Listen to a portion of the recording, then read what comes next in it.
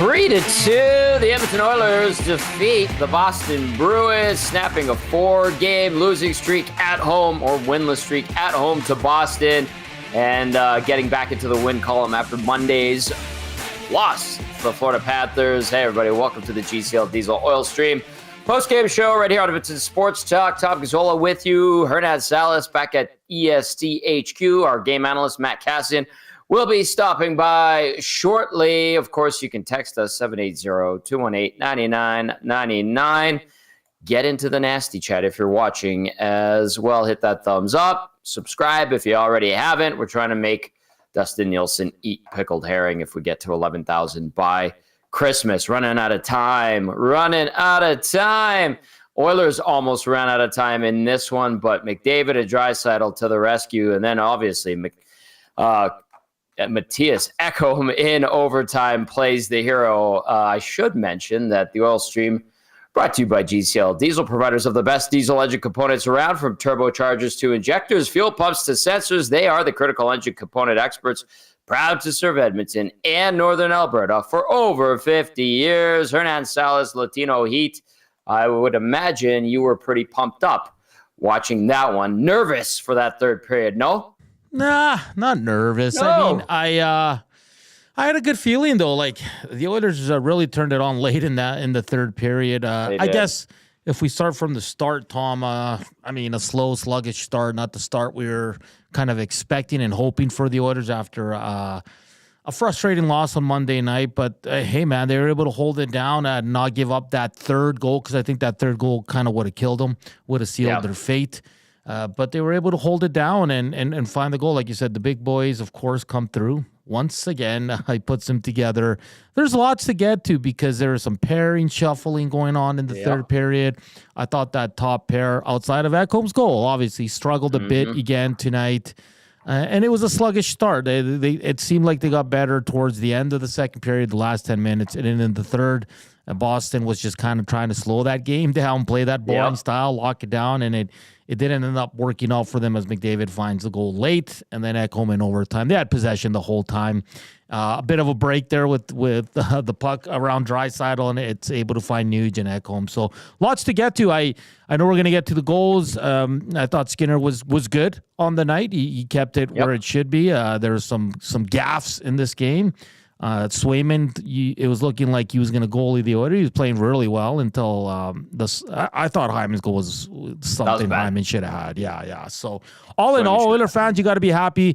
They weren't at their best again, but they found 2 points, and I think that's just the most important thing heading into the Christmas break is keep loading up those points. Doesn't matter how they look. This team will improve, and I think it's just one of those things, Tom, where I'm seeing already on the inbox people complaining about certain players, but yes, it wasn't the sexiest game, Tom, but they found 2 points, and I think that's all that matters at this point in the season. We'll break it all down. Lots to discuss about this one. You're right, not a great start for the Oilers, but it's how you finish that matters most, and they finished better than the Boston Bruins.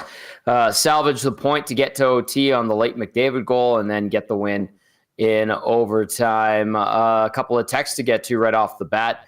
Mike in Thunder Bay says, I'll be honest, I didn't think they were going to win that game after the first. The team stuck with it, and they kept pushing. Very mature win after their emotions got the better of them last game. Also, I'm sure we won't hear from the Skinner Doomers tonight. Another solid game by him. And then Rip City Step says, never doubted him.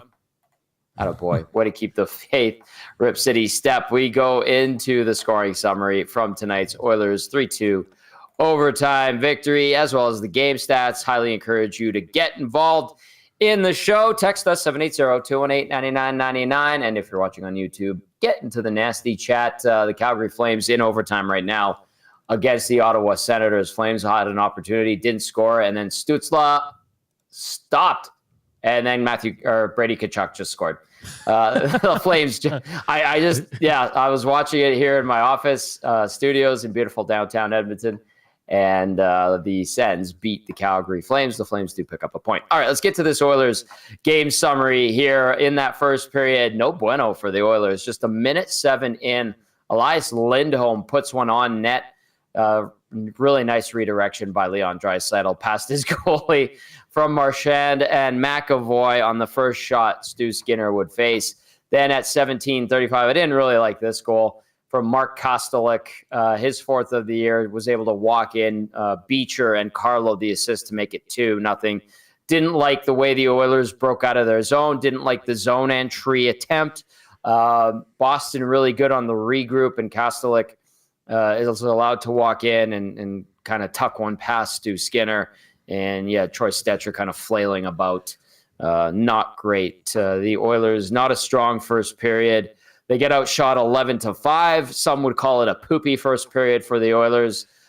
That's just one way to describe it, but they would clean up their act, because in the second at 11-17, Zach Hyman, also a poopy goal if you're the Boston Bruins. His 11th of the season. He stays hot, bubble or not, broken nose or not, cast on his nose or not. He is good to go. He scores again from Leon Draisaitl to cut the lead in half. Then to the third period we go. By the way, the Oilers much better on the shot clock in the second too. They start to pick it up. 10-6, they outshoot the Bruins. So it was 17-15 in favor of Boston after 2 on the shot clock. In the third, Edmonton pushed and pushed and pushed. Finally got going, like Hernan said, in the last 10 minutes there. And sure enough, Connor McDavid goes hard to the net. Nice little tuck past Jeremy Swayman for his 15th of the year from Hyman and Draisaitl at 17:39. Oilers send this one into OT and in overtime, just a minute 4 in. You see Draisaitl make the play towards the net. Ryan Nugent-Hopkins follows it up and makes a nice, very skilled, smart, patient play to Mattias Ekholm, who is the trailer, and he converts, makes no mistake. His 4th of the year wins it for the Oilers. Shots on goal tonight end up 26-26. The Bruins better on the faceoff, dot 55.4% to 44.6. Power play 0 for 2. PK 2 for 2. The hits 30-25 in favor of Boston. Block shots 14-10 in favor of Boston. Officially, giveaways 25 for the Oilers, 13 for the Bruins, 8 takeaways for Edmonton to Boston's 5. And the Oilers ultimately get the 2 points, which is the most important thing. Back into the win column. And now they look ahead to San Jose on Saturday and Ottawa on Sunday. It's a 3-4 situation for the Oilers. Nanso, I see Cass is almost ready to go. Mm-hmm. I think I'm going to do the turning point. Sure. And then we'll get Cass going and get some more feedback and texts and thoughts from everybody listening and watching. Of course, the turning point of the game brought to you by Advantage Sports Medicine and Physiotherapy, where they treat you like the pros. Their multidisciplinary team includes sports medicine physicians, along with highly skilled physiotherapists, strength and conditioning coaches, and massage therapists. Whether you're recovering from an injury or looking to enhance performance, we treat you like a pro using the same locker room approach, trusted by the best in the game. I'm just going to, I feel like, oh, we lost Cass. We did. I feel like in the last 10 minutes of the third, the Oilers really started to turn it around. But where you could sense that they tasted blood was on the goal by Connor McDavid. So that, to me, is going to be the turning point of the game. His 15th of the year from Hyman and Draisaitl at 17:39. Your Advantage Sports Medicine and Physiotherapy turning point of the game. All right, let's get to the breakdown with our game analyst, Matt Kassian, brought to you by South Fort Chev. Upgrade your sleigh with South Fort Chevrolet. In the month of December, reserve your 2025 Equinox, Trax, and Traverse now. They won't last long. They've also got 2025 Silverado Customs with payments starting as low as $199 bi-weekly. See dealer for details at www.southfortchev.com. Let's bring in the big man, Matt Kassian, our game analyst. If you have any questions or comments that you want to fire towards Cass, text us. Maybe you're on your way home from the game, 780-218-9999, and in the nasty chat if you're listening on iHeartRadio, TuneIn Radio, Apple Music, and EdmontonSportsTalk.com. Get into the inbox. Hello, Cass. What did you make of that game? First impressions on the 3-2 Oilers overtime win. Slow start, great finish. Horrible first period, just completely quiet, completely dead, no jump, no energy, no life. Looked like they were defeated in the first. It started to pick it up at the beginning of the second and then really started to hit their stride. Kind of halfway through the game, they took it over or started to take it over. A little bit of a lucky goal or a soft goal, I would say, that Swayman let in, gets them back into it. Absolutely is the turning point. And then they just stick with it. Hernan, you so rightfully identified, it kind of felt towards the end like they were pressing, like it has to happen. It has to happen. So a great finish to the game, way to stick with it. Going to be an emotional win, a big one for them, a game where they were out of it, but they didn't do what they needed to do at the start of the game. Boston was able to execute, and they finally get to the front of the net, finally get a goal in front of the net, battling late in the game to tie it in a huge overtime win. Tommy, the boys are going to feel good about that one. The fans should feel good about it, even though it wasn't a perfect game by any means. You find a way to get 2 points. You didn't give a point to a team in your conference or division with the overtime, so who cares? You got 2. That's all that matters. Beautiful. Well said, Cass. We will poke holes in this game from the Oilers because it was not a thing of beauty, but it is another win, and that's what's most important. Although this team is looking to get back to playing the way they were before even at times on Saturday against the Golden Knights, I thought their game was good. They had a bad 35-second stretch, and then that goal by Howden in the first minute of the third period against Vegas. Outside of that, I know Chris Knobloch talked about he didn't like the way the Oilers defended, particularly in that game, but I thought it was a good game against a really good team. This is a tough stretch of games, guys. Now with this, Boston was playing a lot better, 9-4 with Joe Sacco taking over for Jim Montgomery behind the bench. This team was no joke, and they're no slouch, and they still have good players. They just won a couple of games in Vancouver and Calgary. And so I think the Oilers bounced back decently. The execution, not particularly great, but the result is what is the most important thing. All right, let's get to some text here. And Nasso, did you want to jump in with something there? Yeah, I just wanted to say, if we look at the last stretch or the last 6 games, the Oilers won 5 of them. That's against St. Louis, Tampa Bay, Minnesota, Vegas, and the Bruins. All good teams, guys, right? Outside of the Blues, they're fighting for a wild card spot, and they lost 6-5 to a Panthers team. So, I mean, I know we like to to complain a lot here, but, I mean, that's a hell of a stretch for this Oilers team. And I think Gager said they would go 5-0. He was one off. But at the time, we were all kind of like, well, that's probably unlikely. But they almost pulled it off, guys. You got to be happy if you're an Oilers fan. They just went through a gauntlet of teams and came out on the other side with 1 loss. We're not complaining, Hernan. We're just demanding precision and excellence. That's all. Perfection. Exactly. Yeah. All right. Yeah, I like that, boys. Hey, good pick me up there. Let's get to a couple texts really quickly and get some thoughts. We'll chew on these. Shaggy in St. Albert. Hello, Shaggy. Says, the Oilers sleepwalking through another game. Skinner played a good game. Oilers cramming late to get C on the final exam to pass. You know what, Shaggy? That sounds like my whole entire run in high school. They came back from 2-0 down, but that's because they did not show up at the beginning of the game. Win in OT, a great win is a win, but unfortunately this reinforces their bad habit of, hey, we don't have to play hard. Our talent will get us by. They stunk most of the game except for maybe 10 minutes tops. They never learned. Shaggy demands excellence. I don't know about perfection, but pretty damn near it. The 10 minutes of the game, Cass and Hernan, do you think Shaggy's kind of hyperbolizing that, or are you with him in that they really only played a solid 10 tonight? Well, I already said they played a solid 30, I think. First 30, not so good. Second 30, much, much better. Yeah. So I wouldn't say it was just the 10 minutes. They played a good 20 and a half, 30. I'm just messing with you. Yeah. I'm sorry. 30 minutes, man. I had to work through that. Yeah. Well, I don't know if you guys have ever seen, there's one of the best commencement college speeches ever made was made by George Bush Jr., who got up at the commencement speech, and I don't know if it was at the opening, but he said, and you too can be president with a C, or you can get a C degree and be president, something to that. I can't remember exactly what he said, but it's C's get degrees, and it's true.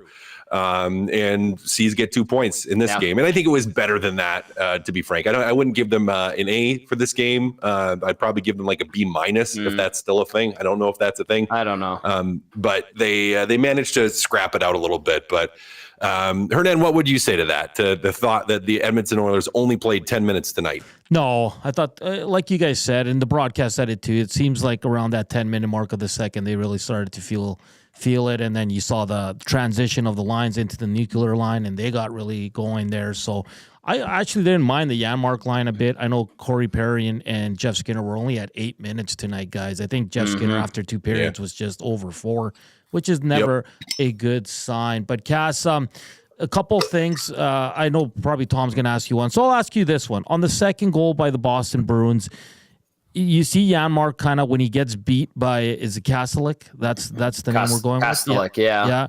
You see him kind of point to Stetcher or yell at him like, "Okay, you have to take him because I'm beat." He's almost like flat-footed. What did you see on that play? Because even after the goal went in, you see Janmark kind of look at Stetcher saying like, "Where were you on that play?" Well, where was he? He was trying to take him, but he defends low. Yeah, like he defends the goal line and not in front of the net, right? Like if he holds, so if he, and he's pivoting and opening up in that, but if he basically stays backwards and puts his stick that direction, but keeps his toes pointed up ice, he protects the front of the net, which is where you want to be. Even if he starts kind of sideways, throwing on the brakes a little bit. So if he slows down, because you can glide guys sideways on your skates, it works on your edges. You can do it. I do it. And if I can do it, they can do it. Stetcher can do it. So he makes a poor read, defends low and gets walked a little bit there. So Janmark's beat. He knows it, and he steps to the middle, goes to help in front of the net, which is fine. Stetcher just makes a horrible read on that play. Yeah, what was he trying to do? Like, was he trying to hit him or sweep him? Like, it was just, I don't know. Like, that was bizarre. Like, that's if it's a 2-on-1, okay, like getting your stick down, trying to take away a pass, but there was no pass there. Like, no. I don't know why you would drop your body low and your hands low. Like, he drops his hands low and then he almost is spitting and like trying to hit him with his butt, when really all you had to do is just take your left foot, because he's pushing off his right half pivot, is just to keep that left foot sideways and slide. Now, not like on the ice on his belly, full body, but use his skates and basically skid and stop at the crease. Like, if he stops right there, there's nowhere to go. Right. There's absolutely nowhere to go. Like, you stop, there's nothing there. So, and even then, like with the second guy, and I'm not sure who the second, it might have been Charlie Coyle pushing through the middle. I'm not sure who, but I think it was Coyle. Like, you have some help with that. Even if the pass goes there, you got to protect the middle of the ice, not the goal line. Yeah. All right, let's get to some more text. This one, I kind of chuckled when I read it. It's from Tube Socks. He says, the game summary in 3 haikus. Bruins defense fierce. Oilers chances slip away. Early hope expires. Mask shields warrior. Hyman battles through the pain determined. He scores. Down by 2 they rise. They ignite with fire and speed. Victory's sweet song. Wow. Tube Socks. That's great. Round of clicks for Tube Socks, who's taking Reid and Jay's haiku thing to the next level and bringing it to the post-game show. Buzz in Nebraska, texting again, listening in Nebraska. And his grandpa is a Boston fan. I sent a picture of him putting the L up. Nicely done, Buzz in Nebraska. Thank you for watching all the way in Nebraska. Looks good. The fireplace looks lovely. Let's go to Hampton. Steve says, good evening, gents. Ugly wins count the same as pretty wins. That said, the Oilers need to learn how to come out better. On another note, if Skinner let in the goals that Swayman did tonight, fans would be all over him. Shows the value of training camp. And I actually think, like, Swayman was 5-1 in his last 6. I mentioned it on the pregame show. And, like, he made some decent saves, but that first one was an absolute stinker. Then the McDavid goal was nice. Third one, he had no chance. But how would you look at the goalies tonight, Cass and Hernan? Cass, we'll start with you. Yeah, well, we said it before the game what I thought. Yes, Swayman's been playing better, but he hasn't been making big saves playing better. The team has been playing better. They've been scoring some more goals, which has helped them out, but he hasn't found a way to dig out of the save percentage hole. He's kind of flatlined on it right now, where Skinner has been rising. And yes, had a bad game against the Florida Panthers, would have liked some of those back, but he has been rising for the most part. And he was solid. Didn't absolutely love that second one that he let in. First one, what are you going to do? Like, Draisaitl's tip in that redirection, like, what are you going to do? Yeah. But he had a solid game, and Swayman made some saves too. I don't think, I think you mentioned, Tommy, that you thought they were in danger of getting goalied. It didn't have that feel of it early on to me. It just had the feel of they just weren't playing very well. But Skinner did enough to hold them in it, made that big breakaway save. I thought that one was big. Yep. And manages to keep the door shut and not let it to get to 3. Hernan, you said it earlier. Yeah. If that third one goes in, they're down 3-0. It's over. It's over. But, keeping it at that 2-rep score and finding a way then to claw back into it was big. So goalie battles won by Stuart Skinner tonight, not by Swayman. Yep. He had a couple of saves on a PK in the second period. And then also you mentioned that it was Pasternak on the breakaway. So that's a huge save on an exceptional elite level goal scorer. Nansa, what did you think of Victor Arvidsson tonight? And then we'll get Cass's thoughts as well, because Arvidsson, he was around it again, played 11:56, no points, 2 shots, 1 block shot, 1 giveaway. Hernan, what would you say about Victor Arvidsson's game? Yeah, it was a little unfortunate for the little guy. He took a huge hit. I think he did a stick or a puck as well. And that hit in the corner was pretty big. I know we were all texting in the group chat is he going to land on the IR again? Because it didn't look well. But I thought he was all right, guys, for missing 15 games. He's always around it is what I like about him. He goes to the dirty areas. I have no issues with Arvidsson game. Then that's why I do think Kapanen, Podkolzin were fine tonight. Nothing to complain about. But I do eventually think Arvidsson will land with Draisaitl again, just because of the way he plays. He even had a couple good looks today. So low ice time, which is expected for a guy coming off a long injury like that. So I had no issues with Arvidsson. I almost felt bad for him for taking a couple of licks there, but it seems like he's going to be okay. Yeah, it was also, the nuclear option show tonight where you're down a couple goals and he had to rotate to McDavid, Draisaitl, Hyman. And those guys had success right away. Like you could see that they had something and it was going to be more difficult for the Bruins to deal with it. And that opened up their offense a little bit. So, I still think he does move up there too. He was fine first game back. I thought he was just fine. Not great, not horrible. Like he was in and around it. And I had the same thought. He went down, he kind of laid there for a split second after that hit. And I'm like, oh, here we go again. Obviously he seems to be okay anyways, but a good first game back for him. Solid game. Same can't be said for Jeff Skinner. Another tough night for him. He had that giveaway, right, guys? Late. Well, not late, but in the third that led to that giveaway. I think he had 3 tonight officially. Yeah. 3 giveaways, played the least amount out of any of the forwards. Not a good look. Yeah. Did have a great opportunity, stopped in the slot by Swayman. And another tough night for Jeff Skinner. Hey, it was Peak that caught Arvidsson with that hit in the first period, kind of crushed him, and he did lay out a bit. He went over to the bench, TD Force, had a quick chat with him, and then looked like he was going to be okay. But that's going to lead me to this too, because when we saw the nuclear option engaged when Draisaitl was elevated to the Hyman McDavid line, it was Nugent Hopkins that slid down between Kapanen and Podkolzin. I actually think that those 3 had some decent shifts together, which was a pleasant surprise in my opinion. What do you guys think? Yeah, I thought they were good. I'd like Podkolzin's game tonight. There was that one play behind the net where it should have been a penalty on Swayman. So he puts a stick right in his face, right? Yeah. So they totally missed that one. That was a missed call.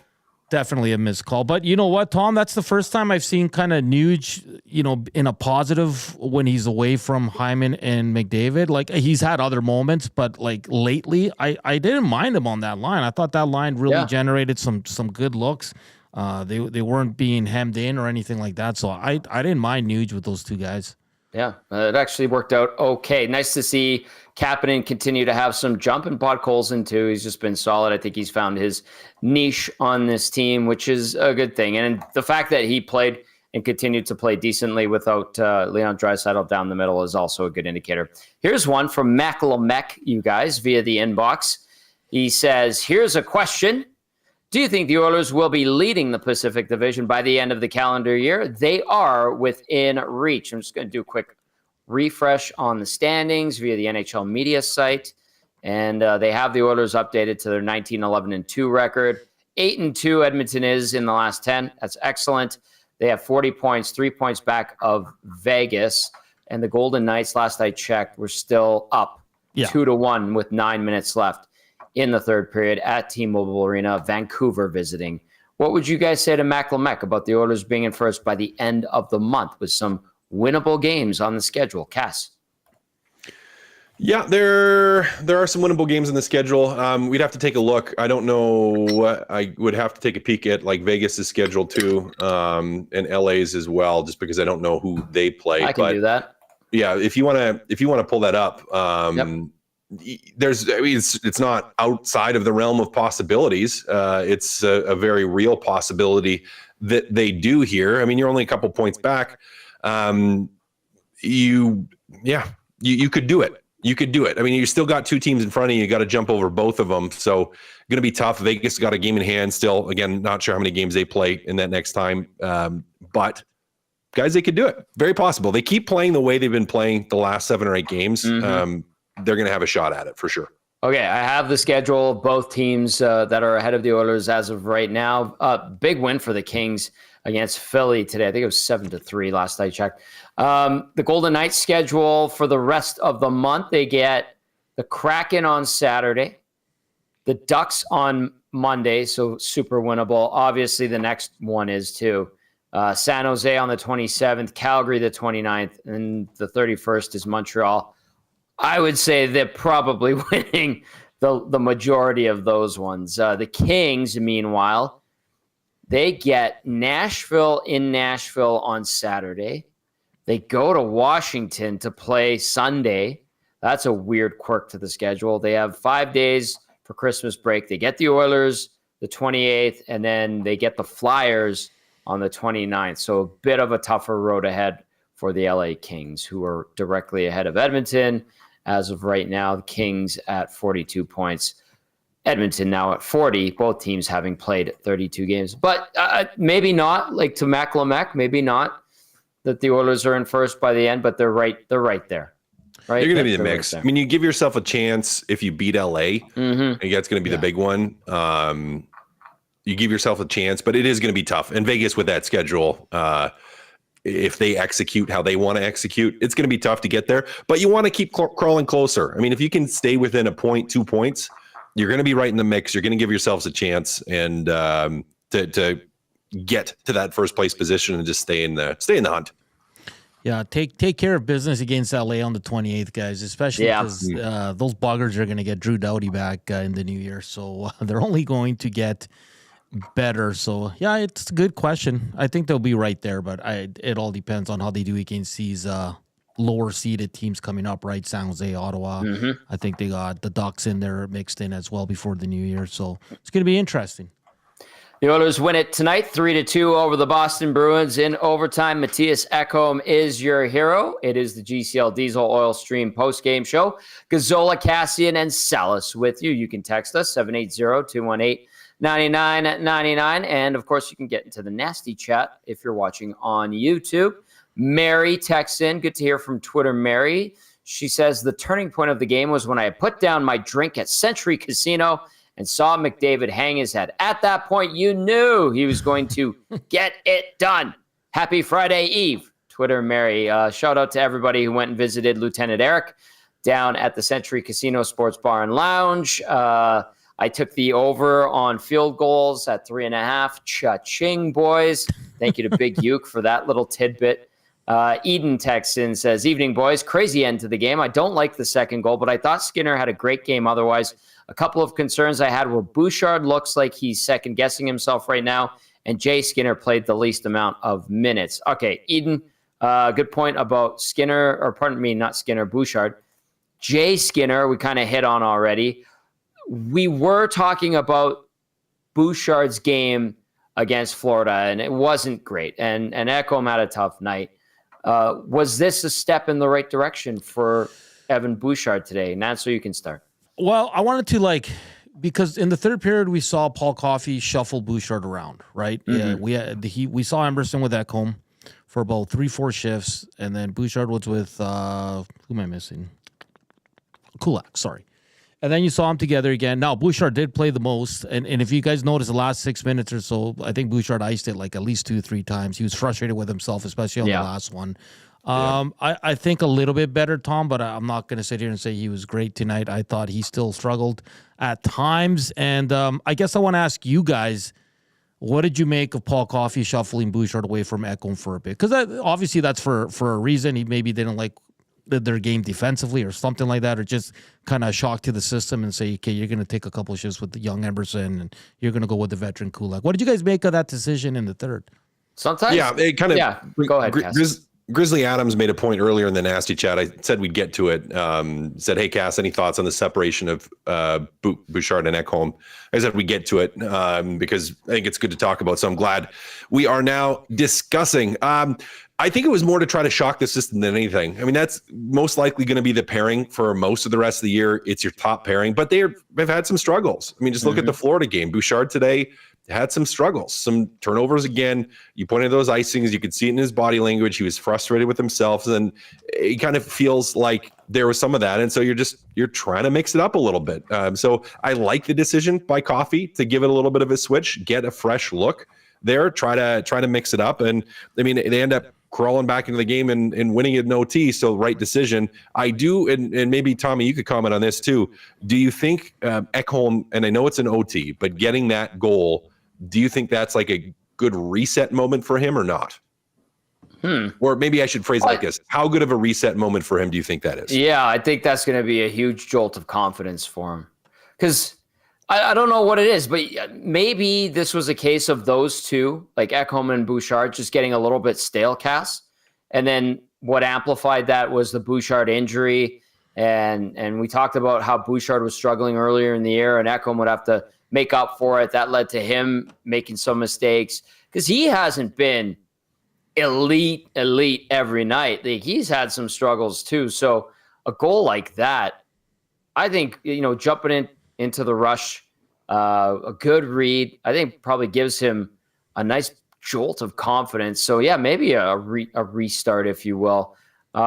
It's crazy what offense can do, even for like a defenseman, if you're feeling it, especially when it wasn't going your way. So I think that's a good way to look at it. I think that might be a good thing. And, if they do get separated a little bit here, that's okay. Because sometimes we see pairings, we see forward units, they get stale and they just need a little bit of time away from each other. And then they get reunited and away they go like they were at their peak. So good thing all around. And we'll see if their game gets better on Saturday against the San Jose Sharks. So, well, I mean, it really should, to be honest with you. So I'll just answer my own thought there.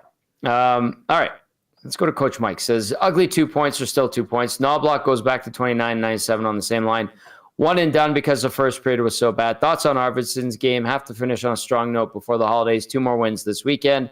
LFG. Yeah, we talked about Arvidsson a little bit already. First game back. We'll see how it goes. Hasn't played in 15, over a month. It's tough and gets absolutely plastered into the wall by Peak in the first period. Liquid Beaver texting in said Stetcher needs to bury his shoulder into Kastelik's chest. And yeah, because he kind of was caught in between, like sweeping for the puck, trying to play it physically. Cass, you said his angle of attack on defending was not great from the goal line, right? You were saying. So there was a lot of breakdowns on that attempt, if you will. So I think, we kind of hit on that. Scoob's texting in, says, guys, seeing lots of people suggesting they put Jeff Skinner in the press box for a game. Can they even do that and bring up Philp, or is there cap problems with the move like that? Well, you can sit him, but you'd have to put Derek Ryan in. You guys see that happening here with Jeff Skinner? No. Not to a veteran guy like that has pretty consistently scored as many goals as he has. I don't. It's inside the realm of possibilities. I'm not going to say it's impossible that they do. It is just not very likely that they do. Yeah. All right, 780-218-9999 as we continue to break down the Oilers 3-2 victory in overtime over the Boston Bruins. Let's see what JCD has to say. Oilers play the Sharks 3 times in April. LOL. Wow. Yep. Taxman says, kind of off topic, but I'm a little concerned about the pro scouting staff.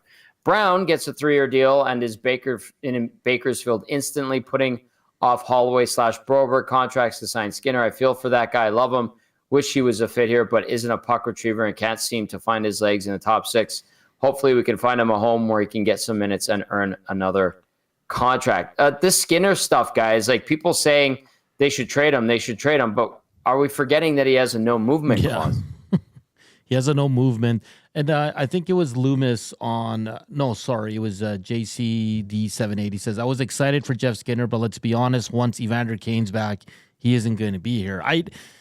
Again, he has no movement, guys, so he's not going anywhere, and the only thing they can do is put him up in the press box. Well, that's a good point. When Evander Kane does come back in March, because it seems like that's the return date, Tommy, I think someone was throwing that out there on the Twitter, someone from the Edmonton media, but it's a good point. But yeah, Jeff Skinner, I'm a Jeff Skinner guy. I still think he needs a longer look up in the top 6. I don't know if he's going to get it now, boys. I don't think it's coming in the next couple of games, just with Arvidsson returning and the emergence of Kappen and Podkolzin, and the coach really likes those guys up there with Draisaitl. So I hope Jeff Skinner gets another look, because when he's on, guys, right? And I think Gager brought it up today. He said, like, he might be that Connor Brown in the playoffs, that important guy that's going to score you the big goal. So let's not be so quick to get rid of a guy, right? Even if you can, right? Yeah. Now, I've not proclaimed him the new Mike Pekka like I did with Connor Brown last year. And then obviously we downgraded Brown to Peter Klima status. And then in the playoffs, he got elevated back to Mike Pekka, and he proved to be pretty darn good for them in the postseason. I'm not even ready to go there with Jeff Skinner. I don't know. I feel like he's been mishandled too. Like, I understand he hasn't given you a lot, but it's not like they've really put him in a position for him to utilize his best traits that often. You know what I mean? Am I off my rocker here, Cass? No. No, I don't think so. Thank you. I appreciate that. Okay, let's go to Justin of Balgone. He says, I love to see the win. Regarding Stewie Skins, he got it done. If your goalie can only let in 2 per game, that gives the boys a great chance every night to win. Thank you, Justin of Balgone. And Buzz in Nebraska checking in again says, Kulak is like the ultra Swiss Army. Who else can play either side with everyone? And so keep those coming in. Nasty chat, do your thing. The Oilers pick up the win over the Boston Bruins. Nancito, what are you guys laughing at? Are you guys laughing at something back there? No, that was a little bit earlier on. Any other things that you want to get to, Cass? Are you fighting with anyone in the nasty chat? No, not today. I debated it, but I just stayed out. A couple people were like, hey, well, why aren't the people talking about Stuart Skinner and complaining and this? But it's kind of quiet on Skinner tonight, which is usually the case when they win. It's just whenever they lose, he's the one they blame pretty much every single time. Cass, you weren't with us on Monday, were you? No. Oh, no. Okay.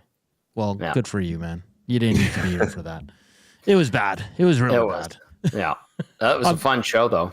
Yeah, I'm just working on Leon Draisaitl just dropped, so I'll have that up hopefully in here in a few minutes, guys. Okay. In the meantime, we're going to get Cass to take a look ahead to the weekend. A couple of games coming up for the Oilers. They take on the San Jose Sharks, and then they get the Ottawa Senators, and then it's the Christmas break. It's going to be busy weekends for the Oilers for the rest of the month. They get the 5 days between games, so they go Monday to Friday, then they'll fly on Friday to LA, take on the Kings 2:00 on the 28th, and then take on the Ducks at 2:00 on the 29th. If you'll recall, that was the trip, the flyaway to LA, brought to you by EST and the 780. So I think it was Chris that won it. He will be going to one of those games. I don't know if they flexed that Cardinals-Rams game just yet, but that is the weekend that we sent someone off to LA as part of the Monster Prize. So, Cass, we look at this game coming up on Saturday. It is the San Jose Sharks. I guess, they have been playing better, but it is still a team that is a big-time work in progress. They've kind of They put together an okay 4-6 run here. They've lost their last two, 11-18-5. They have Macklin Celebrini, pardon me. If you're the Oilers, how are you preparing, and what little things are you working on in what should be a light skate, if you even have one tomorrow? Yeah, I don't even know if they're going to have one. It might just be, or it just could be a pure optional where you don't see too many guys out. Going to be one of the two where they just don't skate, or just a few guys do. Yeah, I don't think you're trying to work on too much. It's more just kind of keeping the flow, if anything. Feel your skates, feel the puck, stay crisp. But I don't think it's going to be the type of practice day where you're just trying to dig in and really work through stuff. May watch some video. Get together as a team and do that, but it'll be probably a pretty light day coming down the stretch heading into Christmas. In another afternoon game. Now you're playing against a team that you need to win. I mean, you don't want to say it's a must-win game, but it's a must-win game. Yeah, like you have to beat the San Jose Sharks. Yes. You have to stay ready for it, and that probably is going to be the message: is just stay prepared. Don't look past this game. Don't look past the moment.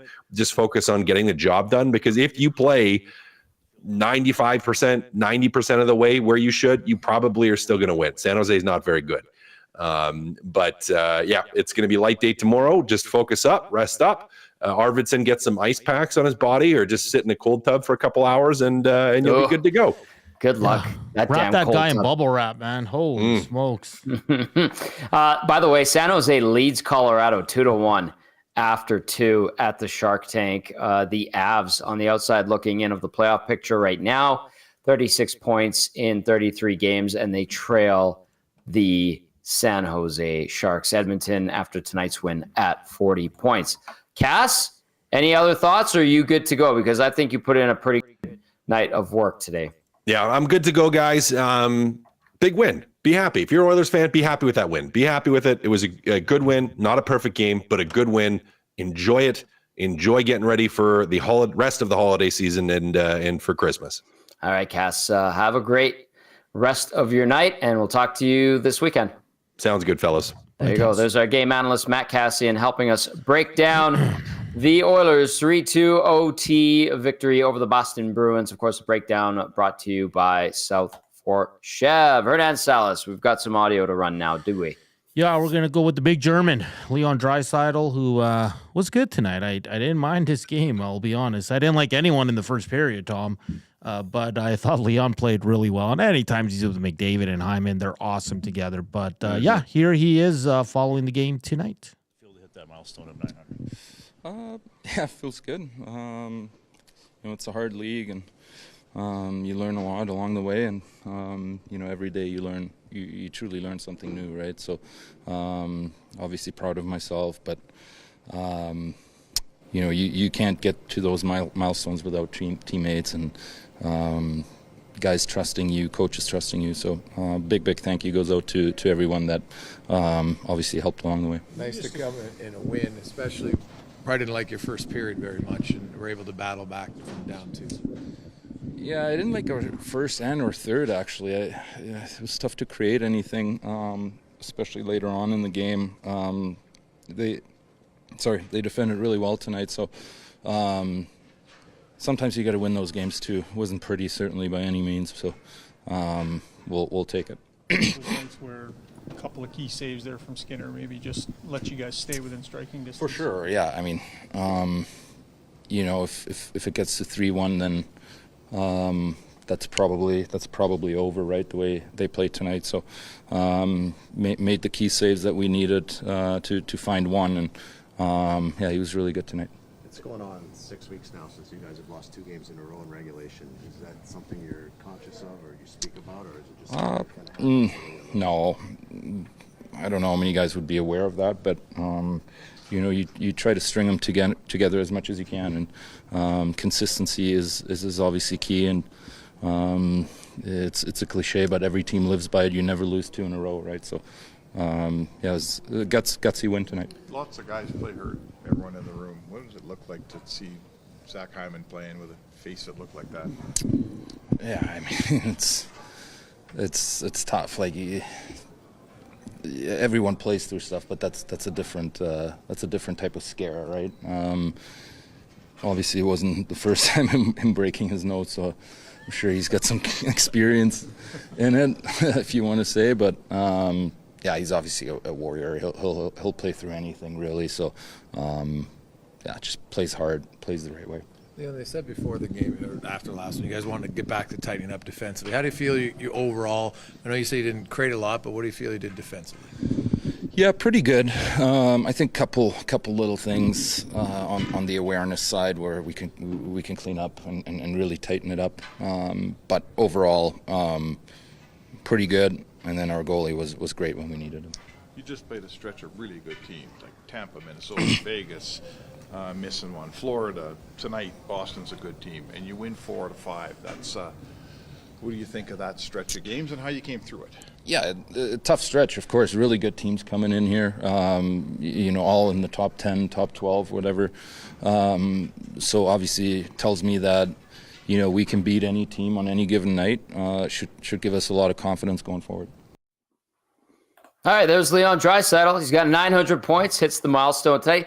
Interesting to hear him say he didn't like their third period. Like Boston was trying to – he added the point about it was tough to create offense in the third, and I understand that because Boston's trying to shut them down, obviously, and Leon knows that. But I guess it was just the way Boston defended. Maybe they couldn't find their rhythm, and they had to they're fighting it a little bit to get the offense, and it ends up being a – I don't know. It seemed like a lot of broken plays in that third period, Hernan.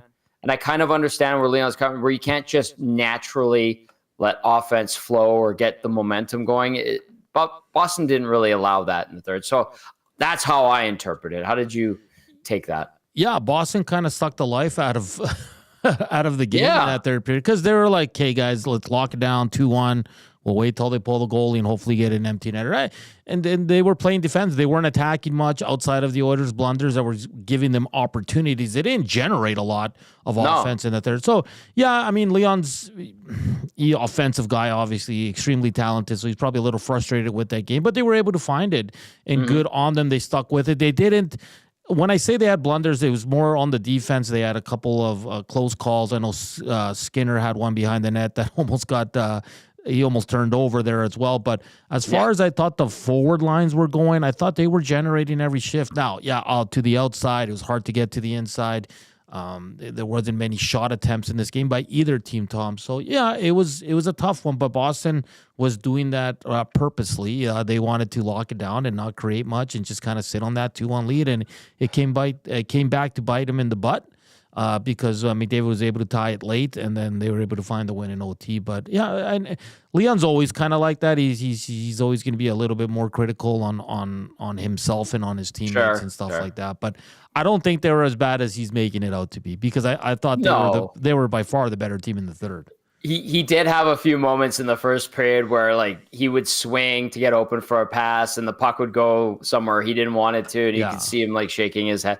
It was just a typical Leon, kind of frustrated type of night. And you know what? He ends up with a 3-point game. So that's also kind of typical of him. That's what I mean. Like, you don't even like think about it. And you're like, wait, he had three points, and he's just the assist on the Hyman goal, because it kind of like bounced off of him, didn't it? It was kind of a fortuitous assist, I think. I was surprised he got it, but same with OT, right? It's a bit of a lucky bounce but you got to be good to be what is it good to be lucky to be good? Yeah, exactly. Tom, I am intrigued though with Evan Bouchard. Like I thought he struggled again tonight, not as bad as Monday.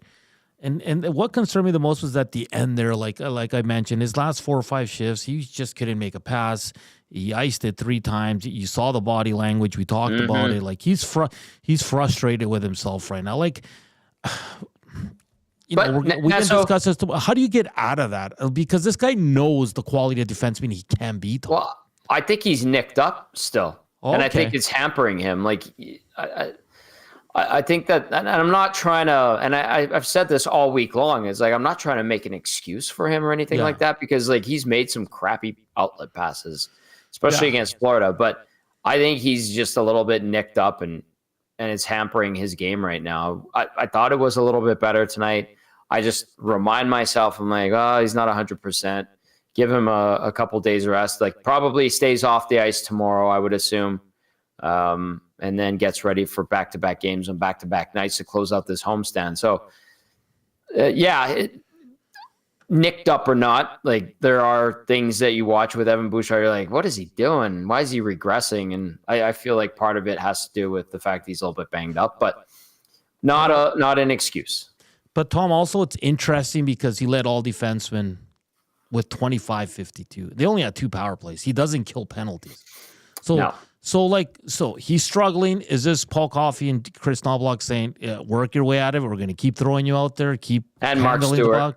And Mark Stewart. Is that the best way to get through this, Tom? Is I don't know. Feeding him minutes? Because I find that kind of weird that the last 2 games he struggled. And it's well done. And he admitted it on Monday, like he needs to be a lot better. I'm sure if they would have spoke to him tonight, he would have said the same thing. But I'm fascinated that he had 3 more minutes than any other defenseman. So it's like the coaches are probably just saying, go work your way out of this. We're going to keep playing you. When some fans are like, sit him, and all that, right? And we've said that too at certain times. Well, I have.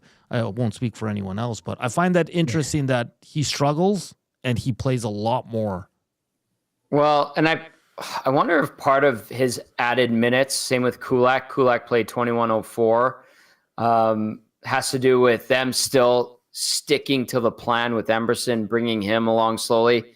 And then also Stetcher, I didn't think had a particularly great night. No. And maybe they just, gave a couple of Stetcher shifts to Bouchard and Kulak on the right side. Maybe there's a combination of that there, and that's why he ends up at 25-52. That's a busy night for him. Banged up or not. Yeah, and I mean, Stetcher has his limitations, right? Like he's kind of like, I don't want to, it's not disrespectful, but I want to say like it's almost like he's holding that spot right now up until the trade deadline. Mm-hmm. Yeah, basically. Reid Wilkins wants to join us. You want to do the player of the game and get Reid on here? Sure. Okay, let's do player of the game. So give me a sec here, and then we will. I'll work on cropping Reid into the shot. Okay. All right, Reid Rick working the locker room. I love it when he wants to hop on. He's like, I'm ready. I'm going to come on. So that's good. We'll get Reid on here right away. Text us 780-218-9999 as we roll along here on the GCL Diesel Oil Stream postgame show on Edmonton Sports Talk. Gazzola and Salas with you. Edmonton wins 3-2 in overtime over Boston. The Oilers back in the win column, and we'll look to continue to ride high into the weekend when they take on the San Jose Sharks on Saturday and the Ottawa Senators on Sunday. Of course, coming up next is the Damon Bunting RE/MAX Elite Player of the Game. Damon Bunting, consistent top-producing realtor in Greater Edmonton and among Western Canadian RE/MAX realtors. He and his team would love to help you find that right home or make the move from your current one. Check him out on DamonBunting.com or visit his Instagram at Damon Bunting Real Estate. Hernandez, take it away, Player of the Game. Yeah, there's some good options here, but I think I'm going to have to go with the guy that's running the bubble. He's got a broken nose. I like it. He toughed it out. He had a goal and an assist. Got a big goal for them, Tom, because like we said, if they make it 3-0 or even at 3-1, I think this game is a lock for the Boston Bruins. But he was awesome on the night. 22:05 time on ice. Didn't miss a shift. He had 3 hits, 2 shots on net, a +2, 1 goal, 1 apple. So the Damon Bunting Player of the Game for me is Zach Hyman. There was some other good options, but I think he's earned it. And to play with a broken nose and a bubble that's probably not his favorite, I think he's earned it, Tom. I think he's absolutely. Earned it. I respect the hell out of that. Well done, Zach Hyman, getting the Damon Bunting RE/MAX Elite Player of the Game from Hernan, the Latino Heat, Salas. All right. He is the host of the Reid Wilkins Show right here on Edmonton Sports Talk every Monday to Friday, 3 to 6 p.m. with Jay Milne. He is my friend. And tonight he ruined my dinner in the press box when he smacked the pizza off my plate. Reid, why? Explain yourself, damn it. Because you and I were standing a comfortable distance together at a comfortable angle to speak to each other. Yes. And Derek Van Diest unexpectedly wedged himself in between us when we were having a comfortable one-on-one conversation.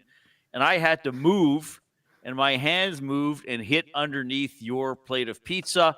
And then we briefly had the pizza trapped against your body. and then it was sort of a little lower down. Yeah. And I was like, do I grab for it or not? You grabbed for it. And I did, and then you didn't, and then you were like, what's he grabbing for? And the pizza fell on the ground. Oh, this Pizzagate. It's all DVD's fault. It is DVD's fault. We are in agreement that it is Derek Van Dee's fault. And was luckily, he jealous? Was he jealous because Reid was talking to Tommy? Like, what happened there? I don't know. It was the way he like wedged himself into the conversation was bizarre because we're kind of by the ledge, and Andrew Peard was with us, and then Kate Doyle was on the other side with somebody else, and like DVD's angle in was bizarre. And yeah, he kind of forced you, and you tried to make a gesture and ended up smacking my pizza off my plate and then going to save it by grabbing my junk, basically. Yes. Yeah, that's exactly. And Michelle, who takes care of the press box, was nice enough to give me another slice, so it was all good. As you deserved. Thank you. It was my dinner. It was your dinner. We enjoyed it. Oilers fans enjoyed the result tonight, Reid. Maybe not so much the process, but ultimately it is a victory over Boston to come from behind one. What were some of your key takeaways tonight? Well, I thought the game started at 7 and the Oilers started just after 8. They weren't good. They weren't good in the first period, but I also give credit to the Boston Bruins. They really, especially in the first period, they owned the important areas of the ice, which is in front of the nets, especially in their own end.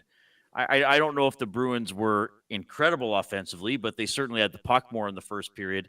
And man, oh man, the Oilers could not get anything. Like I don't think for the first 25 minutes of the game, probably until I have noted here, Leon had a dangerous chance with about 12 and a half minutes left in the second period. Mm-hmm. I don't think an Oiler had the puck in the offensive end, between the face-off dots and inside the hash marks in about the first 27 minutes of the game.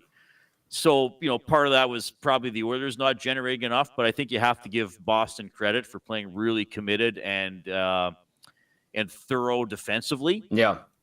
The problem was for them, it was a 2-goal lead and not a 3-goal lead. And as we see quite commonly now in the NHL, 2-goal leads can be erased. Yeah. I thought it was interesting that Draisaitl said he didn't like their third period either. And I do think Boston settled it down and weren't letting the Oilers get to the net. But then, the Oilers, the best offensive player in the league, decided instead of lining up at wide receiver, he was going to play fullback and made the play that tied the game. So, good for McDavid to get that one to the net and break through. And then, 3-on-3, I think Skinner made that one save on the backhand in front. And then that play that they scored on, it looked like the threat had passed and Draisaitl keeps it alive and Nuge to Ekholm, who made a great shot. So good for Ekholm. And I heard Ekholm, after the scrum ended, say that he was the first Nashville Predator to score a 3-on-3 goal when they brought in 3-on-3 several years ago. So that's a bit of a fun fact. So, yeah, it was, the Oilers did enough. And it's certainly when they got the game to overtime, I thought, okay, that's a good point, even if they aren't able to win it. Because even though Boston played well, that's you got to still get points or get wins against teams that play well against you. So I think it's valuable that the Oilers did that. They didn't give up a ton.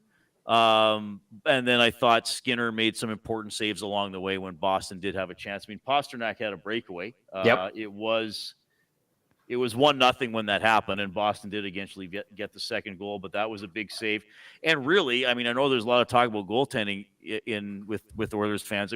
This Hyman goal was a terrible goal by Swayman. He, absolutely. As you guys know, I always feel like it's important to point out with Hyman, he's not just an interior scorer. He can score the odd one from mid-range. He's got a good wrist shot, as he's done a couple times since he's come back from injury. That shot was barely the velocity of a pass. He was just throwing it on net, and Swayman blew it, so that gave the Oilers one to get it going. But I think, obviously, great to win, great for Draisaitl to hit the milestone. But I think important that I mean, this team wouldn't have been mature enough to win this type of game 5 years ago. No. Even since they've started being a playoff team. They would have panicked. They would have tried taking stupid chances.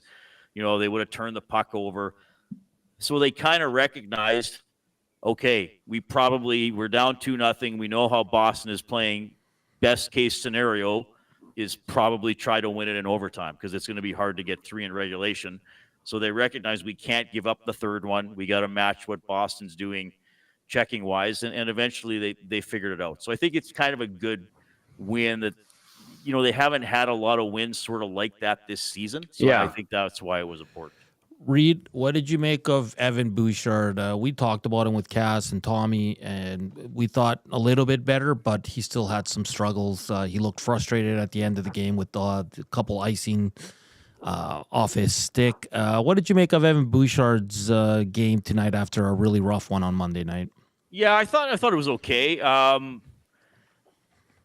mean, we know that he can be mistake prone, and he's never probably going to be a defensive wizard, but he might just also be going through a bit of a slump too, which does happen. And to be fair, there was one play in the neutral zone when Boston kind of got a counterattack play that I thought he messed it up. And then I saw the replay, and actually Kulak threw a pass that was nowhere near him, and he got caught in no man's land. So that actually wasn't on him. But yeah, I mean, he did have that one nice play to the net where he drew the penalty. But I thought it was interesting that Ekholm was playing with Emberson and Kulak was playing with Bouchard. Yeah. And that has been and our colleague Jay Milne always sort of brings that up. He's like, why is it always Ekholm Bouchard? Why can't they ever change it?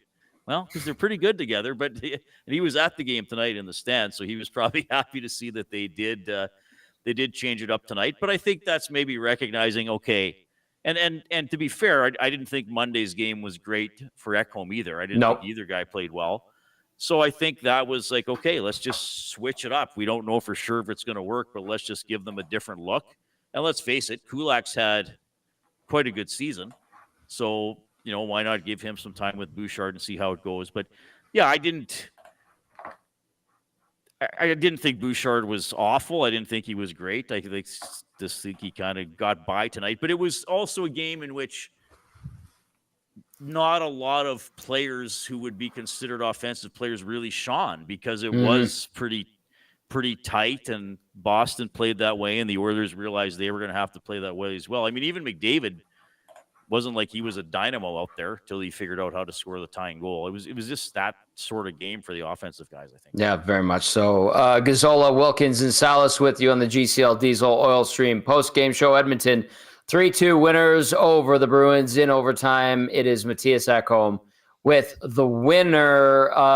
I'm curious to hear what you have to say about this. And I know it's you and I tomorrow on the Oil Stream at noon. That'll be a fun show. The talk around Jeff Skinner and a lot of fans and people saying, why don't they just trade him? And, we remind them of the no movement clause. And I don't think that they've really put him into a lot of positions to succeed and utilize his traits properly. And that's kind of frustrating, I'm sure, for the player. And then obviously for the fan base and the coaching staff, it just doesn't feel like it's been a really good fit. But to think that they'll just be able to flip him, Reid, like what's your take on everything that's being discussed right now? Because it is kind of becoming a topic that a lot of Oiler fans want to hit on. Yeah, we talked about it today on my show as well. Again, he's not, I don't even know, even without a no move clause, if he's really tradable. Yeah. I think the hope for him is that he would be the 6th best forward in the top 6, which means that you recognize he's probably not always physical or consistent or that good at puck retrieval. Yeah. But he hasn't been able to really fit into that role, or I guess Podkolzin pushed him out of that spot. Which I still don't know how long that can go on, because I think we've seen him sort of come back to who he is. And again, I think Podkolzin does a lot of things well. I just don't think he's a great offensive player, despite that 3-goal outburst he had. But then if Skinner's on the 4th line, well, what does he really do that 4th liners do? Like, he's not a grinder. He's not a body position guy. He's not a free up pucks guy. He's not an intimidator. No. there was one play I liked that Jeff Skinner made today when he got the puck in the slot and he just fired it. Yes. Since the beginning of the season, I've said, man, he loves the stick handle. The goal he scored against Vegas, he just got it and shot it. And he kind of almost shot it right at Aiden Hill's right arm, but it came so quickly, Hill missed it. Mm-hmm. And he had a shot like that today at that same end of the ice when he just got it and shot it. But is that really in his game? Like, I don't think he thinks the game in straight lines, right? He thinks in maybe a little bit of fanciness, or maybe how can I get to the front of the net without doing it the way Zach Hyman does it? Right. Can I dance a little bit? And on nights it works, it's exciting, and on nights it doesn't work, you don't notice him. there's still a lot of season left. I would still think at some point he's going to have Draisaitl as his center. But right now, if they move the forwards around, they're putting Draisaitl and McDavid and Hyman together like they did late in the first period tonight. So I get it with Jeff Skinner. I just think he's going to be on the team. Could he be scratched at some point? Yeah, maybe. Depending on how they do, if they want to bring Derek Ryan in. But I get it. And I thought Arvidsson was much more of a sure thing than Skinner when they signed both of them. Right. Now, for a couple, and Arvidsson hasn't been great either, and then he had the injury issue. So, but I get it with Skinner because he sort of came with that reputation of, he gets points, which are important, but on nights he doesn't get points. Do you notice him very much? And I think it's a fair criticism, but I think right now they just have to try to keep finding a spot for him where maybe something connects. Reid, I'm gonna wrap up this with a nice comment from the Nasty Chat. It's from Nick in the North, who says, "Nobody likes to see how the sausage is made, but I'll eat that W glizzy all day." Pretty good. You were pretty good, and I can't believe DVD wedged himself in there, and we ended up knocking over a delicious slice of Pizza 73 pizza. I'd take a BP slice any day over that, though. I'll tell you that much. Redrick, thank you for hopping on. Thank you for helping us break down the win, and I look forward to doing the oil stream with you tomorrow. See you tomorrow, guys. Thanks for having me. All right, there's Reid Wilkins. Good stuff from him. As always, he's the best. Catch him on the Reid Wilkins Show from 3 to 6 every Monday through Friday with J-Mill right here on EST. Nancito, any final thoughts? Oilers will practice tomorrow at noon. Yeah. So very good. They will hit the ice. Yeah, I'm excited for the weekend. It's a busy one for us. Tom will be on Saturday and Sunday, of course. Ottawa coming in on a 5-game heater. That's a feisty team. They've played already once, right? Yeah. Oilers won in Ottawa, I think. Yes. Yeah. 5 in a row. The Sens picking up a win in Calgary in overtime tonight. 7-2-1 in the last 10. They're feeling good, and the Oilers will look to put an end to their 5-game winning streak. Edmonton's 5-game winning streak halted, of course, on Monday by the Florida Panthers. Anything else, Nancito, that you want to get on? Nope.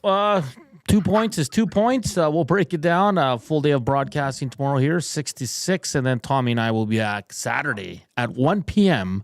for Senators Oilers. So it should be a fun one, Tommy. Great stuff tonight. And we'll see you tomorrow here at the studios. I look forward to it, my friend. I look forward to it. A big thank you to everybody who texted in.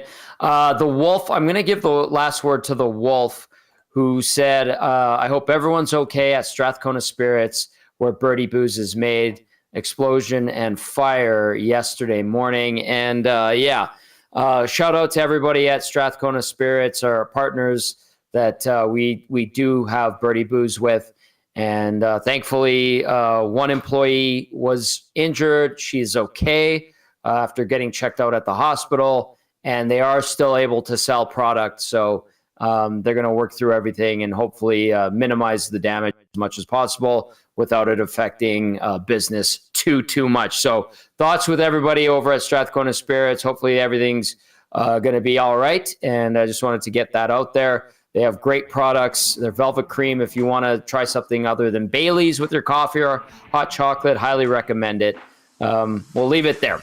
The Oilers, 3-2 winners in OT. Mattias picks up the GWG. That's going to do it for Matt Kassian, Reid Wilkins, and the Latino Heat. Hernan, the man, Salas. I'm Tom Gazzola saying thanks for watching. Thank you for listening. We appreciate you. We will see you tomorrow right here on Edmonton Sports Talk. Have a great night, everyone. Stay warm.